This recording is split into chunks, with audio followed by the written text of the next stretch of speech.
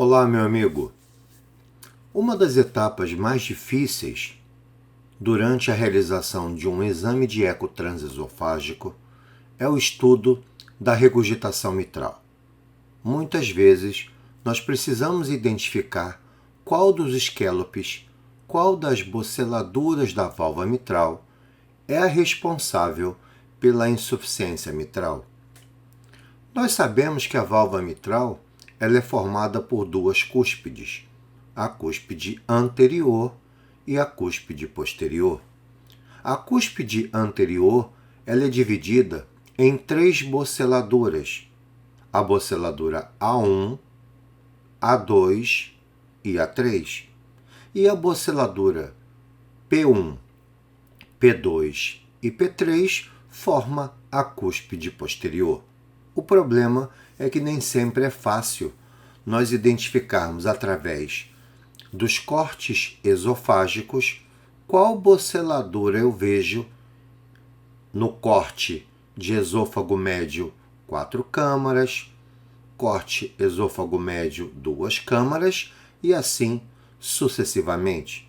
Então, para que evite que a pessoa decore a presença do corte e a sua boceladura, é necessário algumas dicas para que você possa lembrar qual boceladura eu vejo a partir de cada incidência esofágica. E por isso, nós criamos uma brincadeira para tentar te orientar como lembrar qual boceladura eu vejo a partir de cada visão esofágica. E aí, nós criamos uma brincadeira chamada o bigode do português. Eu queria apresentar a vocês esse macete que vai te ajudar a identificar a boceladura responsável, por exemplo, por uma regurgitação mitral no contexto de um prolapso de válvula mitral. Vejam que a visão transesofágica ela é capaz de identificar as três boceladuras da cúspide anterior, A1, A2 e A3, e as três cúspides ou boceladuras da cúspide posterior, P1, P2, P3. Vejam aqui na minha imagem, eu tenho a presença da minha válvula mitral, o meu anel da válvula mitral, identificando a presença das duas cúspides, uma cúspide mais ampla e uma cúspide menos ampla. Vejam aqui que nós temos P3, P2 e P1, ou seja, as três boceladuras que compõem a cúspide posterior da válvula mitral. Vejam também agora embaixo, eu tenho o A3, o A2 e o A1. Dessa maneira, eu componho a minha cúspide anterior, a boceladura A3, A2 e A1. Vejam que nós temos a conexão entre P3 e A3 formando uma comissura. E da mesma maneira, eu tenho uma comissura criada por A1 e P1. Vejam que dependendo do corte, um transesofágico, um esôfago médio de 2 câmaras, ele vai visualizar alguns esquelopes. O comissural, outros esquelopes. O 4 câmaras, outros esquelopes. E é isso que torna difícil, porque eu não consigo às vezes lembrar qual boceladura eu vejo a partir de cada uma das visões esofágicas. Então, vamos agora apresentar a dica, o macete, para a gente te ajudar a lembrar das boceladuras que eu encontro a partir de cada visão esofágica. A primeira coisa que nós devemos fazer é desenhar na cabeça essa bola de futebol americano. Na sequência, eu vou criar o famoso bigode do português. Quando eu coloco esse bigode do português, eu acabei separando agora uma parte mais alta e uma parte mais inferior. E agora eu vou nominar, eu vou colocar o nomezinho A1, A2 e A3, posicionando as boceladuras da cúspide anterior. Vou fazer a mesma coisa agora na parte de baixo. P1, P2 e P3. Então agora, no meu desenho esquemático, eu já coloquei o bigode do português dividindo as duas cúspides e já coloquei o nomezinho agora, organizando as boceladuras da cúspide anterior, A1, A2 e A3, e também escrevi as boceladuras ou scallops da cúspide posterior, P1, P2, P3. O próximo passo agora é fazer essa imagem, que nós chamamos do X da Xuxa. Ou seja, nós vamos colocar duas linhas. Uma linha será o ângulo de 0 graus. A outra linha será o ângulo de 90 graus. Então, desenhei as boceladuras, coloco agora o conhecido X da Xuxa. E coloquei 0 e coloquei 90 graus. Agora eu vou desenhar uma cruz. A primeira barra da cruz é o 45 graus, entre 0 e 90, e a outra linha da cruz é o 135 graus.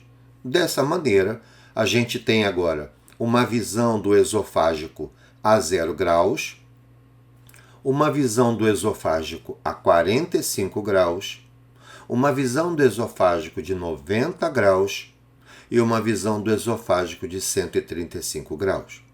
Agora, com esse desenho pronto, eu agora vou tentar identificar quais as boceladuras eu vejo a partir de cada esofágico com esses graus. Esôfago médio de 0 graus, esôfago médio de 45 graus, esôfago médio de 90 graus e o esôfago médio de 135 graus. Então, para isso, eu vou fazer isso. Olha, olhando de 0 graus, imagina que você tem uma luneta aqui. Eu olho, ó. Quando você olha para o 0 graus, eu vejo, ó, primeiro o A3, segundo o A2, terceiro o P2 e, por último, o P1. Vejam se não é isso que acontece quando eu olho um esôfago médio de 4 câmaras. Reparem, o A3, o A2, o P2 e o P1. Perfeito, agora eu já sei como eu identifico, a partir de um esôfago médio, os scallops que são apresentados no 4 câmaras. A3, A2, P2 e P1. Perfeito? Vamos agora fazer a mesma coisa para 45 graus. Então agora eu faço novamente a bola do futebol americano, coloco o bigode do português, desenho, coloco o nomezinho das boceladuras, da cúspide anterior A1, A2, A3, da cúspide posterior P1, P2, P3, coloco o X da Xuxa, identificando 0 graus e 90 graus, coloco agora a cruz com os dois ângulos, 45 e 135 graus. Agora eu vou colocar a minha luneta a nível de 45 graus para ver quais as boceladuras eu estou vendo. Observem que o ângulo de 45 graus é o ângulo que estuda o maior número de boceladuras. Repara que a única boceladura que não é identificada através do ângulo de 45 graus, do esôfago médio de 45 graus, é a boceladura P2. É a única que eu não identifico na imagem. Então, se eu tenho um prolapso onde há suspeita que a boceladura responsável é o P2, não adianta você fazer o esôfago médio de 45 graus, porque ele não vai identificar a boceladura P2. Então vejam, quando eu olho de 45 graus, eu primeiro vou ver P3, A3, A2 e A1 e P1. Vamos ver se é isso quando eu tenho meu 45 graus. Repara, quando eu tenho o meu 45 graus, repara, eu vou ter P3, A3, A2, A1 e P1. Lembrando, né, que esse corte de 45 graus nós chamamos de visão comissural. Então, a 45 graus, nós vamos identificar todos os esquélopes da válvula mitral, com a exceção do P2. Outra coisa importante, lembrem que a partir do corte comissural de 45 graus, eu inicio a minha avaliação através de P3 e finalizo a minha avaliação através de P1. Então eu começo com P3 e termino com P1. A única boceladura que eu não identifico nesse corte é a boceladura P2. Vamos agora ver a visão de esôfago médio de 90 graus. Faço a mesma coisa, desenho o meu esquema, o bigode português, faço a inscrição das boceladuras da válvula mitral, anterior e posterior, coloco as duas barras identificando 0 e 90 graus, que é o conhecido X da Xuxa, coloco agora as duas barras em cruz, que identifica o ângulo de 45 graus e 135 graus, e agora eu vou colocar minha luneta agora visualizando assim a nível de 90 graus. Repara que quando eu olho de 90 graus, eu vou ver P3, A3, A2 e A1. Olha que interessante. A partir da visão de esôfago médio de 90 graus, eu consigo visualizar todos os esquélopes da cúspide anterior. Então, quando você precisa estudar a cúspide anterior, se você acha que ela é a causa da doença, por exemplo, uma insuficiência mitral, você não deve deixar de estudar o esôfago médio de 90 graus, porque ele consegue estudar todas as boceladuras da válvula mitral. Então, veja, a partir da visão de 90 graus, que é a chamada esôfago médio de duas câmaras, eu vejo P3, P3, A3, A3, A2, A2 e A1. Então eu consigo visualizar todos os esquélopes da cúspide anterior. Por isso a grande importância dessa visão de esôfago médio de 90 graus no estudo das patologias da válvula mitral causada por problemas das boceladuras da cúspide anterior. Agora vamos ver um dos cortes mais importantes, que é o esôfago médio de 135 graus. Por que isso?